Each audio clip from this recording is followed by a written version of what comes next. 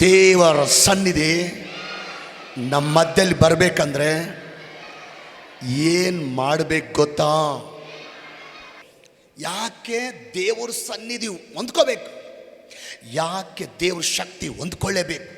ಯಾಕೆ ದೇವ್ರ ಬಲನ ಹೊಂದ್ಕೊಳ್ಳೇಬೇಕು? ಯಾಕೆ ದೇವರ ಅಭಿಷೇಕ ಹೊಂದ್ಕೊಳ್ಬೇಕು? ಯಾಕೆ ದೇವರ ಮಹಿಮೆನ ಹೊಂದ್ಕೊಳ್ಳೇಬೇಕು? ಯಾಕೆ ದೇವ್ರ ಬೆಂಕಿನ ಹೊಂದ್ಕೊಳ್ಳೇಬೇಕು? ಯಾಕೆ ದೇವರ ಪರಿಶುದ್ಧಾತ್ಮನ ಶಕ್ತಿನ ಯಾಕೆ ಹೊಂದಿಕೊಳ್ಳೇಬೇಕಂತ ಹೇಳ್ತೀನಿ. ಯಾಕೆ ದೇವ್ರ ಸನ್ನಿಧಿ ನಿಮ್ಮ ಮನೆ ಮೇಲೆ ಬರಲೇಬೇಕು? ಯಾಕೆ ದೇವ್ರ ಸನ್ನಿಧಿ ಮೊದಲ ಲೈನಲ್ಲಿ ಕೂತ್ಕೊಂಡವರಿಂದ ಹಿಡಿದು ಕೊನೆ ಲೈನ್ನಲ್ಲಿ ಕೂತ್ಕೊಂಡವ್ರ ಮೇಲೆ ದೇವ್ರ ಸನ್ನಿಧಿ ಬರಲೇಬೇಕು? ಇವತ್ತು ಆನ್ಲೈನ್ನಲ್ಲಿ ಈ ವಾಕ್ಯ ನೋಡುವಂಥ ಮಕ್ಕಳ ಮೇಲೆ ಯಾಕೆ ದೇವರ ಸನ್ನಿಧಿ ಬರಲೇಬೇಕು? ಇವತ್ತು ನನ್ನ ಜೊತೆಯಲ್ಲಿ ಸೇವ್ ಮಾಡುವಂಥ ಪಾಸ್ಟ್ರಮ್ ಅವರ ಮೇಲೆ ದೇವರ ಸನ್ನಿಧಿ ಯಾಕೆ ಬರಲೇಬೇಕು ಅನ್ನೋದನ್ನು ನಾನು ನಿಮಗೆ ತಿಳಿಸ್ತೇನೆ. ದೇವರ ಸನ್ನಿಧಿ ನಮ್ಗೆ ಯಾಕೆ ಅಷ್ಟೊಂದು ಅವಶ್ಯಕತೆ ಅಂದರೆ, ದೇವರ ಸನ್ನಿಧಿ ಯಾಕೆ ನಮಗೆ ಅಷ್ಟೊಂದು ಇಂಪಾರ್ಟೆಂಟ್ ಅಂದರೆ, ದೇವರ ಸನ್ನಿಧಿ ನಿಮ್ಮ ಮೇಲೆ ಬರುವಾಗ ಇದುವರೆಗೂ ಬದಲಾಗದ ನಿಮ್ಮ ಪರಿಸ್ಥಿತಿಗಳು ಬದಲಾಗುತ್ತೆ. ಅಂಕು ಡೊಂಕಾದ ನಿಮ್ಮ ಜೀವಿತಗಳು ನೀಟಾಗುತ್ತೆ. ನಿಮ್ಮ ಶಾಪಗಳು ಹೋಗಿ ಆಶೀರ್ವಾದ ನೋಡ್ತೀರಿ. ನಿಮ್ಮ ದುಃಖ ಹೋಗಿ ಆನಂದ ನೋಡ್ತೀರಿ. ನಿಮ್ಮ ರೋಗ ಹೋಗಿ ಆರೋಗ್ಯ ಕಾಣ್ತೀರಿ. ನಿಮ್ಮ ಪಾಪಗಳು ಹೋಗಿ ಪವಿತ್ರತೆ ಕಾಣ್ತೀರಿ. ಭಯಂಕರ ಕೋಪದ ಜೀವಿತ ಹೋಗಿ ಶಾಂತಿ ಕಾಣ್ತೀರಿ. ನಿಮ್ಮಲ್ಲಿ ಗರ್ವದ ಜೀವಿತ ಹೋಗಿ ದೀನತೆ ಜೀವಿತ ಬರ್ತದೆ. ನಿಮ್ಮಲ್ಲಿರುವ ಸಾಲಗಳು ನೀಗಿ ಸಮೃದ್ಧಿ ಕಾಣ್ತೀರಿ. ನಿಮ್ಮಲ್ಲಿ ಕೆಲವರು ಬಂಜತನ ನೀಗಿ ಸಂತಾನ ನೀವು ಕಾಣ್ತೀರಿ. ದೇವರ ಸನ್ನಿಧಿ ನಿಮ್ಮ ಮೇಲೆ ಬರುವಾಗ, ದೇವರ ಶಕ್ತಿ ನಿಮ್ಮ ಮೇಲೆ ಬರುವಾಗ ಪಾಪದ ಪಾಲಿಗೆ ಸತ್ತು ನೀತಿಯ ಪಾಲಿಗೆ ಜೀವಿಸ್ತಾ ಇದ್ದೀರಿ.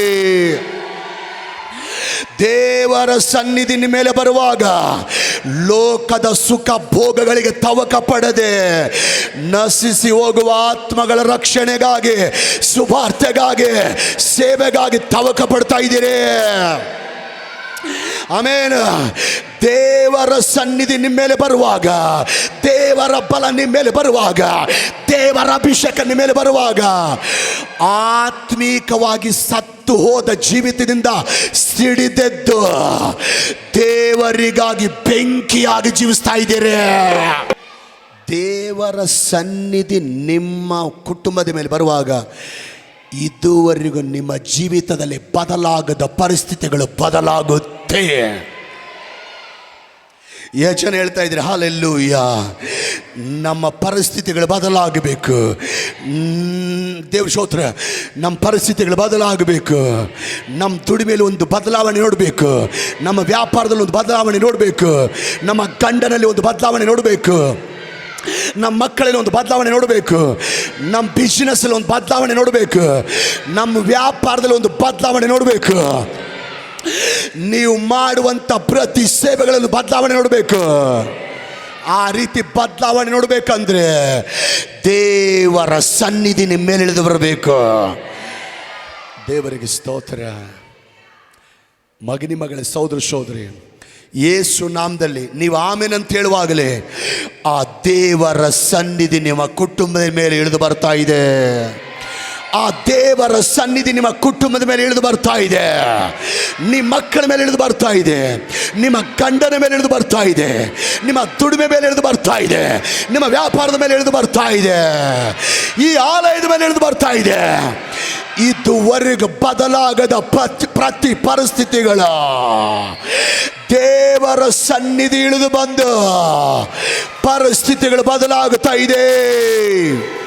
ಹೇಳ್ತೀರ ಆ ದೇವ್ರ ಶಕ್ತಿ ನನ್ನ ಮೇಲೆ ಬರಬೇಕು. ಸುಮ್ಮನೆ ಕೈ ಹತ್ತಿರ ಬರಲ್ಲ. ಅದು ಒಳಗಡೆ ಆಶೆ ಇರಬೇಕು. ಒಳಗಡೆ ಆಶೆ ಇರಬೇಕು. ನನ್ನ ಮೇಲೆ ದೇವ್ರ ಸನ್ನಿಧಿ ಬರಬೇಕು. ಇವತ್ತು ದೇವರ ಸನ್ನಿಧಿ ನನ್ನ ಮೇಲೆ ಬರಬೇಕಂತ ಆಶೆ ಇರಬೇಕು. ದೇವರ ಸನ್ನಿಧಿ ನನ್ನ ಮೇಲೆ ಬರಬೇಕಂತ ಭಾರ ಇರಬೇಕು.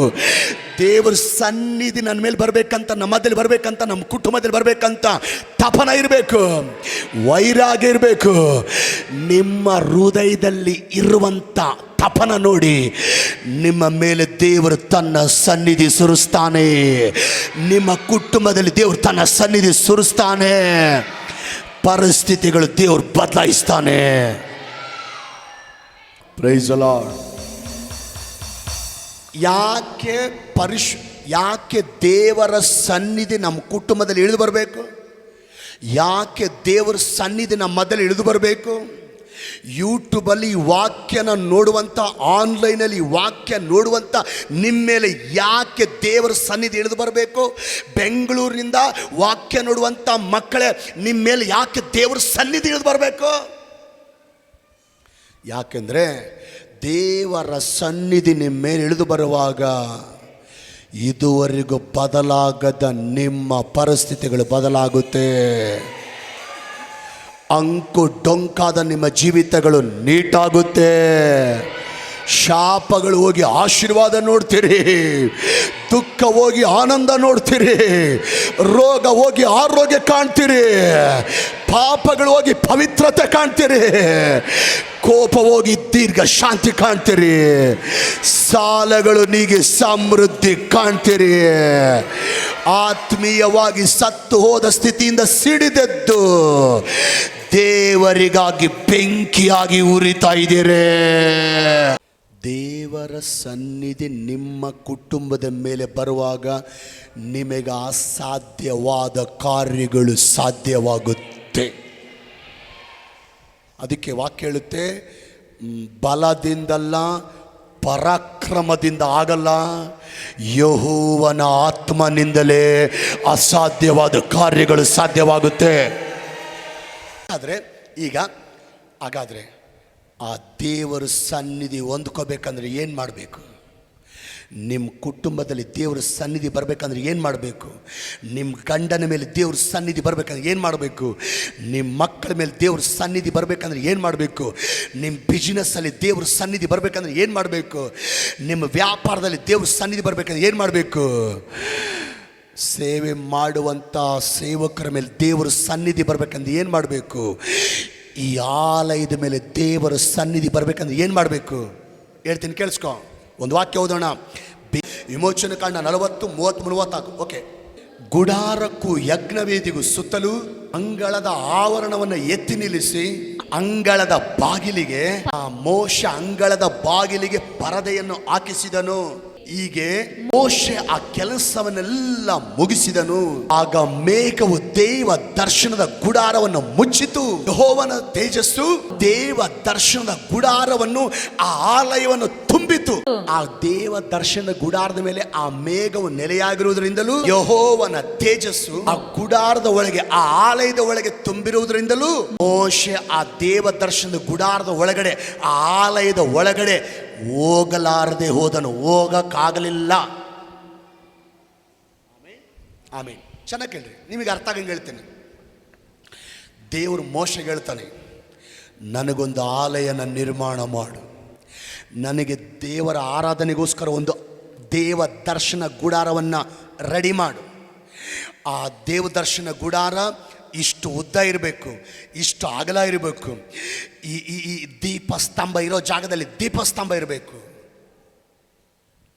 ಮಂಜೂಷ ಪೆಟ್ಟಿಗೆ ಇರೋ ಜಾಗದಲ್ಲಿ ಮಂಜೂಷ ಪೆಟ್ಟಿಗೆ ಇರಬೇಕು. ಯಾಜಕರು ಹಿಂಗೆ ನೀಟಾಗಿ ಯಾಜಕ ವಸ್ತ್ರ ಹಾಕೊಂಬಂದು ದೇವರಿಗೆ ಯಜ್ಞಗಳನ್ನು ಸಮರ್ಪಣೆ ಮಾಡಬೇಕು. ಎಲ್ಲ ಕ್ರಮವಾಗಿರಬೇಕು, ಎಲ್ಲ ನೀಟಾಗಿರಬೇಕು, ಎಲ್ಲ ಶಿಸ್ತಾಗಿರಬೇಕು, ಎಲ್ಲ ಅಚ್ಚುಕಟ್ಟಾಗಿರಬೇಕು. ದೇವರೊಂದು ಪ್ಲಾನ್ ಕೊಟ್ಟ. ಯಾಜಕ ಕಾಂಡ 25ನೇ ಅಧ್ಯಾಯದಿಂದ 30ನೇ ಅಧ್ಯಾಯದವರೆಗೂ ಆಲಯ ಹಿಂಗಿರಬೇಕು, ಆಲಯ ಹಿಂಗಿರಬೇಕು, ಆಲಯದಲ್ಲಿ ಹಿಂಗೆ ನೀಟಾಗಿರಬೇಕು, ಆಲಯ ಹಿಂಗೆ ಕ್ರಮವಾಗಿರಬೇಕು, ಇದು ನೀಟಾಗಿರಬೇಕು, ಇದು ಶಿಸ್ತಾಗಿರಬೇಕು, ಇದು ಸಿಸ್ಟಮ್ಯಾಟಿಕ್ ಆಗಿರ್ಬೇಕಂತ ದೇವ್ರು ಮೋಶೆಗೆ ಹೇಳ್ತಾನೆ. ಮೋಶೆಗೆ ಹೇಳುವಾಗ ಚೆನ್ನಾಗಿ ಕೇಳ್ರಿ, ದೇವ್ರು ಹೇಳ್ದಂಗೆನೆ ಮೋಶೆ ಆಲಯವನ್ನು ಕ್ರಮವಾಗಿಡ್ತಾನೆ, ಆಲಯವನ್ನು ನೀಟಾಗಿಡ್ತಾನೆ, ಆಲಯವನ್ನು ದೇವ್ರು ಹೇಳ್ದಂಗೆ ಶಿಸ್ತಾಗಿಡ್ತಾನೆ, ಸಿಸ್ಟಮ್ಯಾಟಿಕ್ ಆಗಿಡ್ತಾನೆ.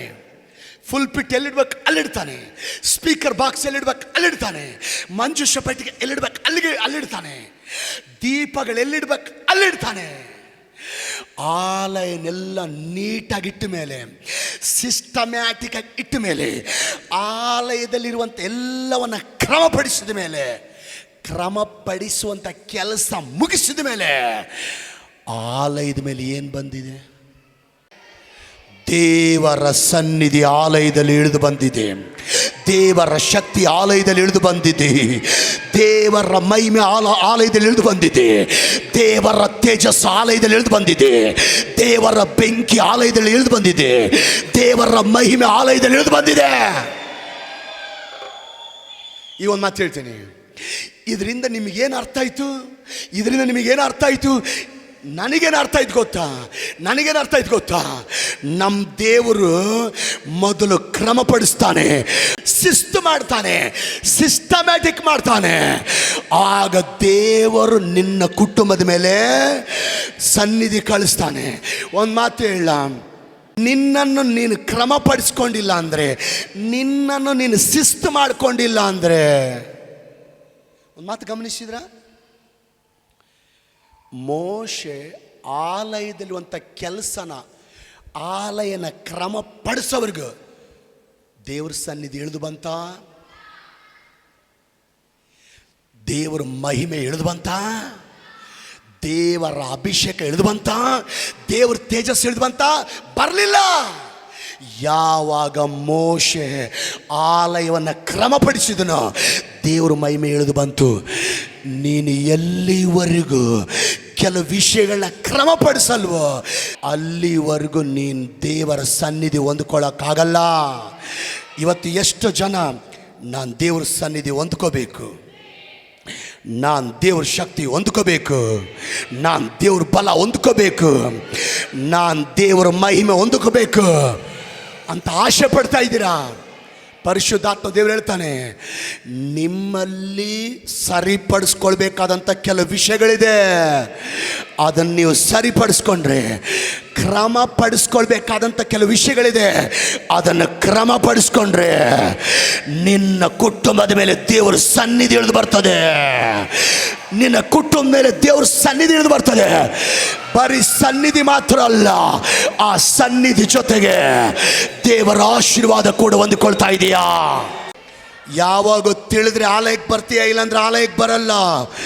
ಆಲಯಕ್ಕೆ ಬರುವಂಥ ವಿಷಯದಲ್ಲಿ ನೀವು ಕ್ರಮಪಡಿಸ್ಕೊಳ್ರಿ.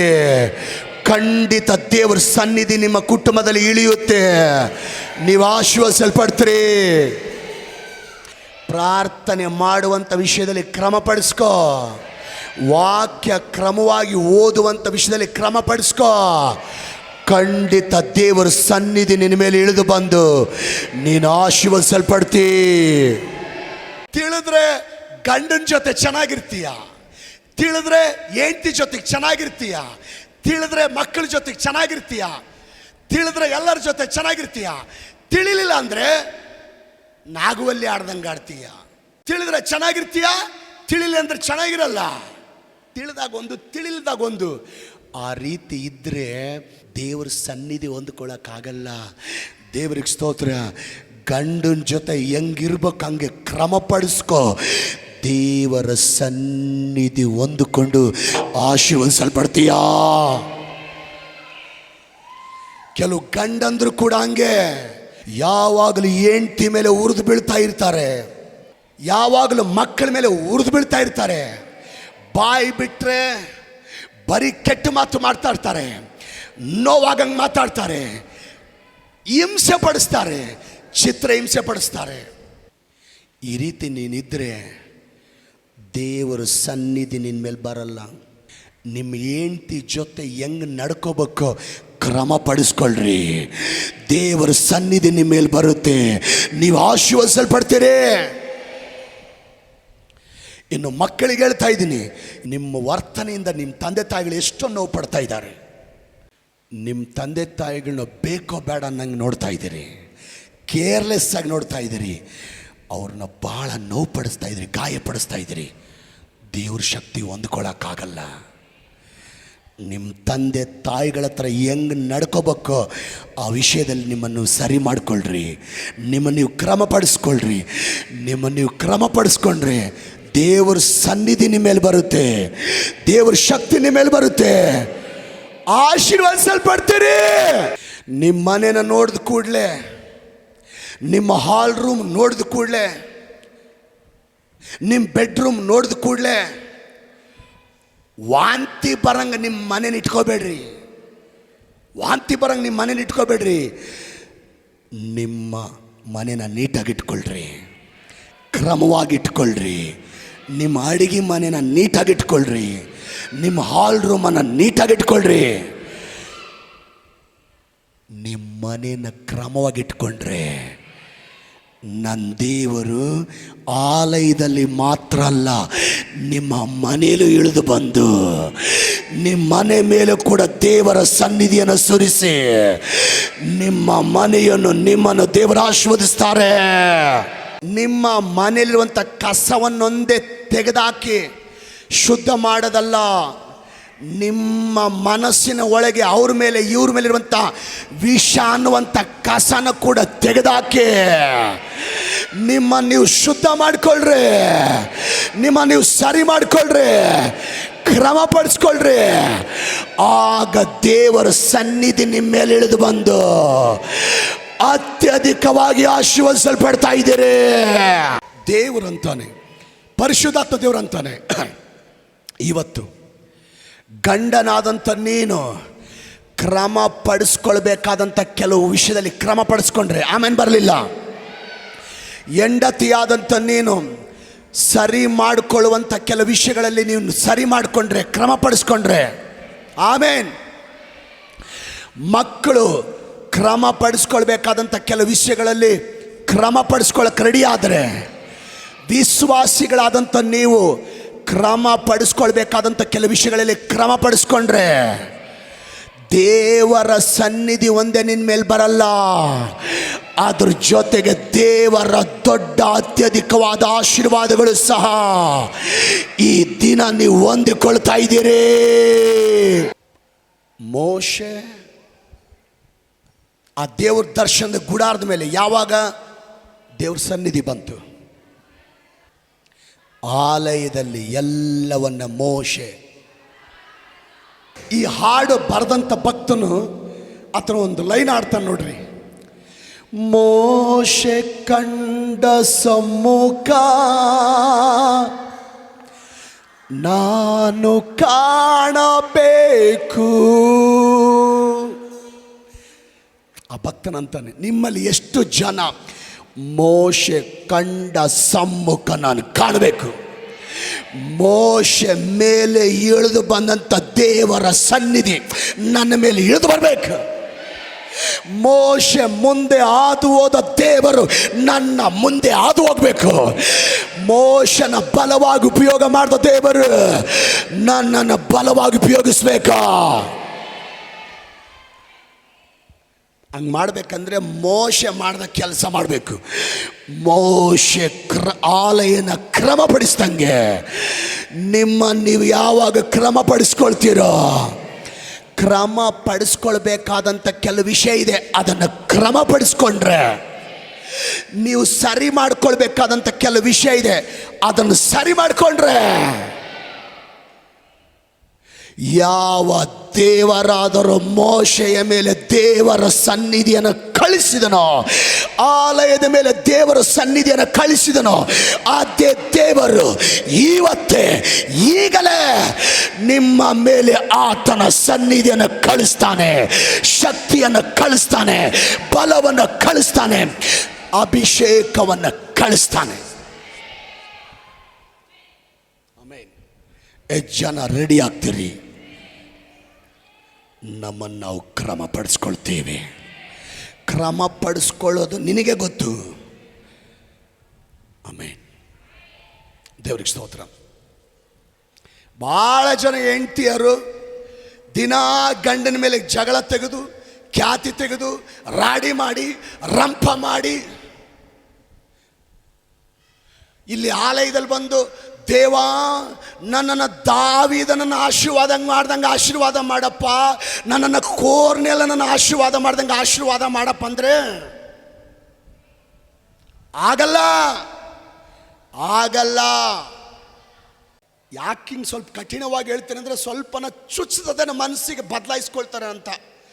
ಗಂಡನಾದಂಥ ನೀನು ಕೂಡ ಮನೆಯಲ್ಲಿ ಹೆಂಡತಿಗೆ ಚಿತ್ರಹಿಂಸೆ ಪಡಿಸಿ,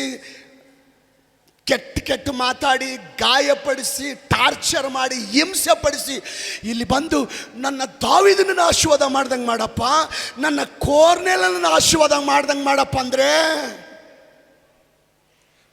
ಮಾಡ್ತಾರ ದೇವ್ರ? ಆಡಲ್ಲ. ಎಷ್ಟೋ ಜನ ಮಕ್ಕಳು ತಂದೆ ತಾಯಿಗಳನ್ನ ಕೀಳಾಗಿ ನೋಡಿ, ತಂದೆ ತಾಯಿ ಬಗ್ಗೆ ಕೀಳಾಗಿ ಮಾತಾಡಿ, ಅವ್ರನ್ನ ಗಾಯಪಡಿಸಿ, ಅವ್ರನ್ನ ನೋವುಪಡಿಸಿ, ಅವ್ರ ಮಾತು ಗಾಳಿಗೆ ತೂರಿ ಮನಸ್ಸಿಗೆ ಬಂದಂಗೆ ಜೀವಿಸಿ ಅವ್ರು ನಿಮ್ಮ ಹೃದಯದಲ್ಲಿ ಎಷ್ಟೋ ಕೊರಗ್ತಾ ಇದ್ದಾರೆ, ಅಳ್ತಾ ಇದ್ದಾರೆ. ಗೋಳಾಡಿಸಿ ಅವ್ರನ್ನ ಕೊರಗಿಸಿ ಇಲ್ಲಿ ಬಂದು ದೇವರೇ ನನ್ನ ದಾವೀದನನ್ನ ಆಶೀರ್ವಾದ ಮಾಡ್ದಂಗೆ ಆಶೀರ್ವಾದ ಮಾಡಪ್ಪ ಅಂದರೆ ದೇವರಂತಾನೆ ಫಸ್ಟ್ ದಾವೀದ ಹೆಂಗಿದ್ದ ನೀನು ಹಂಗಿರು ಅಂತಾರೆ ದೇವರು. ಫಸ್ಟ್ ದಾವೀದನು ಕ್ರಮಪಡಿಸ್ಕೊಂಡಂಗೆ ನಿನ್ನನ್ನು ಕ್ರಮಪಡಿಸ್ಕೊಂತಾನೆ ದೇವರು. ಗಂಡ ಜೊತೆ ಕೆಲವು ವಿಷಯದಲ್ಲಿ ಕ್ರಮಪಡಿಸ್ಕೋ. ನಿಮ್ಮ ಹೆಂಡತಿ ಜೊತೆಗೆ ಯಾವ ವಿಷಯದಲ್ಲಿ ಕ್ರಮಪಡಿಸ್ಬೇಕೋ ಅದನ್ನು ಕ್ರಮಪಡಿಸ್ಕೋ. ತಂದೆ ತಾಯಿಗಳ ಹತ್ರ ಕ್ರಮ ತಪ್ಪಿ ಜೀವಿಸ್ತಾ ಇದ್ದೀ, ಆ ತಂದೆ ತಾಯಿಗಳ ಜೊತೆ ಏನು ಸರಿ ಮಾಡ್ಕೋಬೇಕು ಅದನ್ನು ಸರಿ ಮಾಡ್ಕೋ. ಮನೆ ಒಳಗಡೆ ಏನು ಸರಿ ಮಾಡ್ಕೋಬೇಕಿದೆಯೋ ಅದನ್ನು ಸರಿ ಮಾಡ್ಕೋ. ಮನೆ ಹೊರಗಡೆ ಏನು ಸರಿ ಮಾಡ್ಕೊಳ್ಳೋದಿದೆ ಅದನ್ನು ಸರಿ ಮಾಡ್ಕೋ. ಹಾಗೇಳು, ದಾವೀದನ ಆಶೀರ್ವಾದ ಮಾಡ್ದಂಗೆ ನನ್ನ ಆಶೀರ್ವಾದ ಮಾಡಪ್ಪ ಅಂತೇಳು. ದಾವೀದನ ಮೇಲೆ ಇಳಿದು ಬಂದಂಥ ದೇವರ ಶಕ್ತಿ, ಮೋಶೆಯ ಮೇಲೆ ಇಳಿದು ಬಂದಂಥ ದೇವರ ಶಕ್ತಿ, ಆಲಯದ ಮೇಲೆ ಇಳಿದು ಬಂದಂಥ ದೇವರ ಶಕ್ತಿ ನಿನ್ನ ಮೇಲೆ ಸುರಿಸಿ ಮೋಶೆಯನ್ನು ಆಶೀರ್ವದಿಸಿದಂತೆ, ಮೋಶೆಯನ್ನು ಉಪಯೋಗಿಸಿದಂತೆ ದೇವರು ನಿನ್ನನ್ನು ಆಶೀರ್ವದಿಸಿ ನಿನ್ನನ್ನು ದೇವರು ಉಪಯೋಗಿಸ್ತಾರೆ. ಅಬ್ರಾಹ್ಮನಿಗೊಂದು ಸ್ವಭಾವ ಇತ್ತು. ತಿಳಿದಾಗ ಪ್ರಾರ್ಥನೆ ಮಾಡ್ತಿದ್ದ, ತಿಳಿಲಿಲ್ಲ ಅಂದರೆ ಪ್ರಾರ್ಥನೆ ಮಾಡ್ತಿರ್ಲಿಲ್ಲ. ಹಂಗಿತ್ತ ಅವನ ಸ್ವಭಾವ.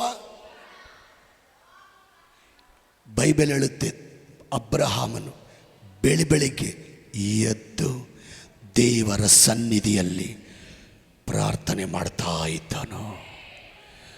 ದಿನಾಲು ಪ್ರಾರ್ಥನೆ ಮಾಡ್ತಾ ಇದ್ದನು, ಯಾವಾಗಲೂ ಪ್ರಾರ್ಥನೆ ಮಾಡ್ತಾ ಇದ್ದನು, ನಿತ್ಯವೂ ಪ್ರಾರ್ಥನೆ ಮಾಡ್ತಾ ಇದ್ದನು, ನಿರಂತರ ಪ್ರಾರ್ಥನೆ ಮಾಡ್ತಾ ಇದ್ದನು.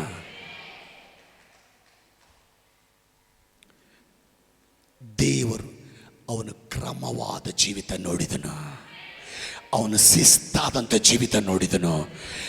ಪ್ರಾರ್ಥನಾ ವಿಷಯದಲ್ಲಿ ಅವನು ಸಿಸ್ಟಮ್ಯಾಟಿಕ್ ದೇವರು ಗಮನಿಸಿದನು. ದೇವರ ಅವನ ಮೇಲೆ ಸನ್ನಿಧಿ ಸುರಿಸಿ ಅವನನ್ನು ಪ್ರಖ್ಯಾತಿಯಾಗಿ ದೇವರು ಮಾಡಿದನು. ದೇವರು ಅವನು ಕ್ರಮ ಗಮನಿಸಿದನು. ಯೋಬನ ಬಗ್ಗೆ ನೋಡೋಣ. ಯೋಬನ ತಿಳಿದ್ರೆ ಪ್ರಾರ್ಥನೆ ಮಾಡ್ತಿದ್ದ, ತಿಳಿಲಿಲ್ಲ ಅಂದರೆ ಪ್ರಾರ್ಥನೆ ಮಾಡ್ತಿರ್ಲಿಲ್ಲ. ಅವರೇ ಇರೋದು ಜಾಸ್ತಿ. ಅದ್ರಾಗ ನೀವು ಜಾಸ್ತಿ ಇದ್ರಿ. ತಿಳಿದ್ರೆ ಪ್ರಾರ್ಥನೆ ಮಾಡ್ತಾರೆ, ತಿಳಿಲಿಲ್ಲ ಅಂದರೆ ಬೈಬಲ್ ಹೇಳುತ್ತೆ ಗೊತ್ತ ಯೋಬನ ಬಗ್ಗೆ. ಇವತ್ತು ದೊಡ್ಡ ಮಗನ ಮನೇಲಿ ಪ್ರೇಯರ್, ಸೆಕೆಂಡ್ನೇ ದಿನ ಎರಡನೇ ಮಗನ ಮನೇಲಿ ಪ್ರೇಯರ್, ಮೂರನೇ ದಿನ ಮೂರನೇ ಮಗನ ಮನೆಯಲ್ಲಿ, ನಾಲ್ಕನೇ ದಿನ ನಾಲ್ಕನೇ ಮಗನ ಮನೆಯಲ್ಲಿ, ಐದನೇ ದಿನ ಇನ್ನೊಬ್ಬನ ಮಗನ ಮನೆಯಲ್ಲಿ, ಆರನೇ ದಿನ ಇನ್ನೊಬ್ಬನ ಮಗನ ಮನೆಯಲ್ಲಿ ಪ್ರೇಯರ್, ಏಳನೇ ದಿನ ಇನ್ನೊಬ್ಬ ಮಗನ ಮನೆಯಲ್ಲಿ ಪ್ರೇಯರ್. ಡೈಲಿ ಪ್ರಾರ್ಥನೆ ಮಾಡ್ತಾ ಇದ್ದನು, ಡೈಲಿ ಕುಟುಂಬ ಪ್ರಾರ್ಥನೆ ಮಾಡ್ತಾ ಇದ್ದನು. ಬೈಬಲ್ ಹೇಳುತ್ತೆ ಯೋಬನು ಹೀಗೆ ಕ್ರಮವಾಗಿ ಮಾಡ್ತಾ ಇದ್ದನು. ಯೋಬನ ಕುಟುಂಬದಲ್ಲಿ ಒಂದು ಶಿಸ್ತಿದೆ. ಏನು ಶಿಸ್ತು? ಕ್ರಮ ಇದೆ, ಸಿಸ್ಟಮ್ಯಾಟಿಕ್ ಇದೆ. ದೇವ್ರು ಗಮನಿಸಿದನು, ವಾವ್. ದೇವ್ರು ನೋಡಿದನು, ವಾವ್. ದೇವ್ರು ನೋಡಿದನು, ಸೂಪರ್. ದೇವ್ರ ಸನ್ನಿಧಿ ಇಳಿದು ಬಂದಿದೆ, ದೇವ್ರ ಸನ್ನಿಧಿ ಇಳಿದು ಬಂದಿದೆ. ಆ ಊಚ ದೇಶದಲ್ಲಿ, ಆ ಅನ್ಯ ಜನರ ಮಧ್ಯದಲ್ಲಿ ದೇವರು ಯೋಬನನ್ನ ಎಕ್ಸ್ಟ್ರಾರ್ಡಿನರಿ ಆಗಿ ನೆಕ್ಸ್ಟ್ ಲೆವೆಲ್ಗೆ ದೇವರು ಯೋಬನನ್ನ ಉನ್ನತಕ್ಕೆ ಮೇಲೆತ್ತಿದ್ದಾನೆ. ನಿನ್ನ ಮನೆಯಲ್ಲಿ ಪ್ರಾರ್ಥನೆ ಶಿಸ್ತು ಇದೆಯಾ? ವಾಕ್ಯ ಓದುವಂಥ ಶಿಸ್ತು ಇದೆಯಾ? ಗಂಡ ಹೆಂಡತಿ ಕ್ರಮವಾಗಿ ಜೀವಿಸ್ತಾ ಇದ್ದೀರಾ? ತಂದೆ ಮಕ್ಕಳು ಕ್ರಮವಾಗಿ ಜೀವಿಸ್ತಾ ಇದ್ದೀರಾ? ಅತ್ತೆ ಸೊಸೆ ಅಂಡರ್ಸ್ಟ್ಯಾಂಡ್ ಮಾಡಿಕೊಂಡು ನೀಟಾಗಿ ಕ್ರಮವಾಗಿ ಜೀವಿಸ್ತಾ ಇದ್ದೀರಾ? ಸರಿಪಡಿಸ್ಕೊಳ್ಬೇಕಾದ ಕೆಲವು ವಿಷಯಗಳನ್ನ ಸರಿ ಮಾಡ್ಕೊಳ್ತಾ ಇದ್ದೀರಾ? ಕ್ರಮ ಪಡಿಸ್ಕೊಳ್ಬೇಕಾದಂಥ ವಿಷಯ ನಿನಗೆ ಗೊತ್ತದು, ಅದು ಆ ವಿಷಯದಲ್ಲಿ ಕ್ರಮ ಪಡಿಸ್ಕೊಳ್ತಾ ಇದೆಯಾ?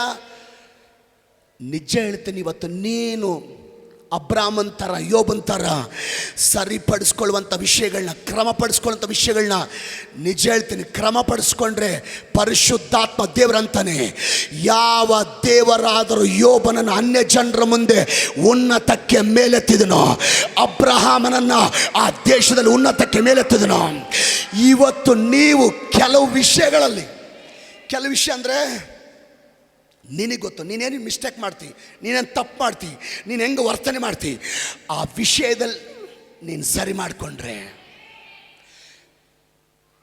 ನಿನ್ನ ಮನಸ್ಸಾಕ್ಷಿ ಹೇಳ್ತದೆ ನಾನು ಅವಿಧೇಯತೆ ಇದೆಯಾ ಅಂತ ನಿನ್ನ ಮನಸ್ಸಾಕ್ಷಿ ಹೇಳ್ತಾ ಇದೆ.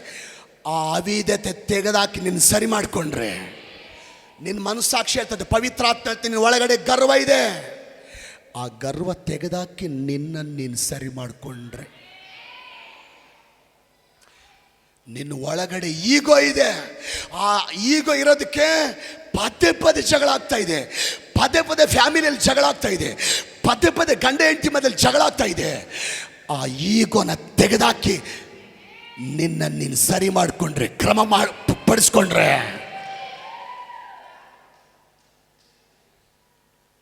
ನಿಜ ಹೇಳ್ತೇನೆ, ಯೋಬನನ್ನು ಆಶೀರ್ವಾದ ಮಾಡಿದ ದೇವರು, ಅಬ್ರಹಾಮನನ್ನು ಆಶೀರ್ವಾದ ಮಾಡಿದ ದೇವರು, ದಾವೀದನನ್ನು ಆಶೀರ್ವಾದ ಮಾಡಿದ ದೇವರು.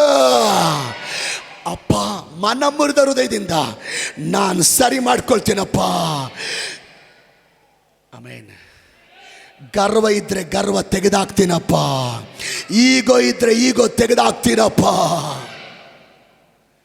ನಿನಗಿಷ್ಟ ಇಲ್ಲದೆ ಇರುವಂಥ ಕಾರ್ಯಗಳನ್ನ ನಾನು ತೆಗೆದಾಕ್ತೀನಪ್ಪ ಅಂತ ಸರಿ ಮಾಡಿಕೊಂಡ್ರೆ, ಕ್ರಮಪಡಿಸ್ಕೊಂಡ್ರೆ, ಇವತ್ತು ದಾವೀದನನ್ನ ಮೇಲೆತ್ತಿದ ದೇವರು, ಯೋಬನನ್ನ ಮೇಲೆತ್ತಿದ ದೇವರು, ಇವತ್ತು ನಿಮ್ಮನ್ನು ಕೂಡ ನನ್ನ ದೇವರು ಮೇಲೆತ್ತಿ ಆಶೀರ್ವದಿಸುವ ದೇವರಾಗಿದ್ದಾರೆ. ಜಾನ್ ಜಿ ಪೇಟನ್ ದೊಡ್ಡ ದೇವ್ರ ಸೇವಕನು.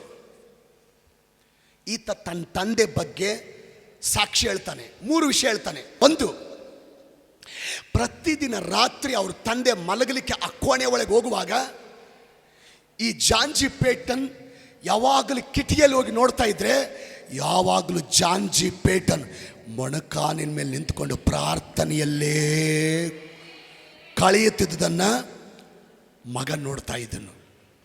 ಅರ್ಧ ಗಂಟೆ ಬಿಟ್ಟು ಹೋಗಿ ನೋಡಿದ್ರು ಪ್ರಾರ್ಥನೆಯಲ್ಲಿ ಕೂತ್ಕೊಂಡಿದ್ದಾನೆ, 1 ಗಂಟೆ ಬಿಟ್ಟು ನೋಡಿದ್ರು ಮೊಣಕಾಲಾಕಿ ಪ್ರಾರ್ಥನೆಯಲ್ಲಿ ಕೂತ್ಕೊಂಡಾನ, 1.5 ಗಂಟೆ ಬಿಟ್ಟು ಹೋಗಿ ನೋಡಿದ್ರು ಪ್ರಾರ್ಥನೆಯಲ್ಲಿ ಕೂತ್ಕೊಂಡಾನ, ಮಧ್ಯರಾತ್ರಿ ಹೋಗಿ ಎದ್ದು ನೋಡಿದ್ರು ಮೊಣಕಾಲಿನ ಮೇಲೆ ಪ್ರಾರ್ಥನೆಯಲ್ಲಿ ನಿಂತ್ಕೊಂಡಾನ ಅವ್ರ ತಂದೆ. ಎರಡನೇದು, 60 ವರ್ಷಗಳ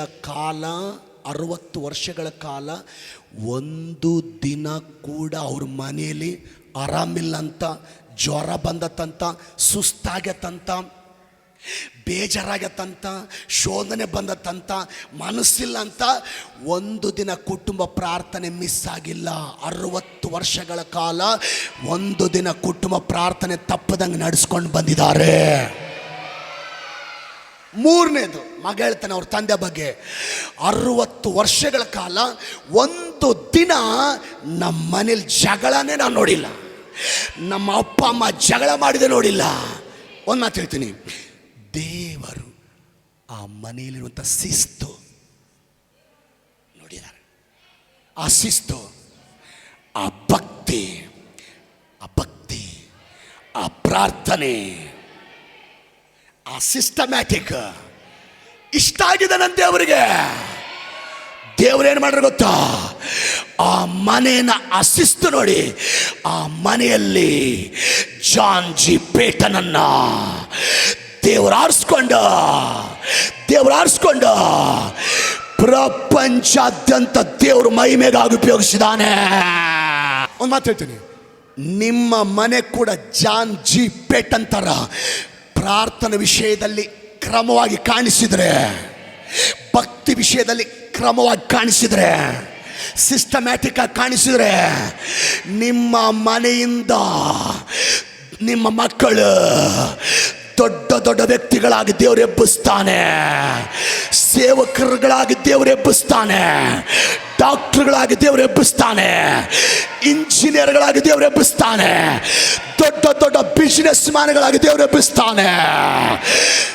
ಭಕ್ತಿ ಇರುವಂಥ ಕುಟುಂಬ, ಆಮೇಲೆ ಬರಲಿಲ್ಲ, ಪ್ರಾರ್ಥನೆ ವಿಷಯದಲ್ಲಿ ಕ್ರಮ ಇರುವಂಥ ಕುಟುಂಬ ದೇವರು ಮಹಿಮೆಯಾಗಿ ಆಶೀರ್ವದಿಸ್ತಾರೆ. ಎಷ್ಟು ಆಸೆ ಪಡ್ತೀರಿ ನಮ್ಮ ಮನೆಯಲ್ಲಿ ಡಾಕ್ಟ್ರುಗಳು ಎದ್ದೇಳಬೇಕು, ನಮ್ಮ ಮನೆಯಲ್ಲಿ ಡಾಕ್ಟ್ರುಗಳು ಎದ್ದೇಳಬೇಕು, ಇಂಜಿನಿಯರ್ಗಳು ಎದ್ದೇಳಬೇಕು, ಪ್ರವಾದಿಗಳು ಎದ್ದೇಳಬೇಕು, ಸುವಾರ್ಥಿಕರು ಎದ್ದೇಳಬೇಕು, ಪಾಸ್ಟರ್ಗಳು ಎದ್ದೇಳಬೇಕು, ದೊಡ್ಡ ದೊಡ್ಡ ಬಿಸಿನೆಸ್ ಮ್ಯಾನ್ಗಳು ನಮ್ಮ ಆಲಯದಲ್ಲಿ ಎದ್ದೇಳಬೇಕು.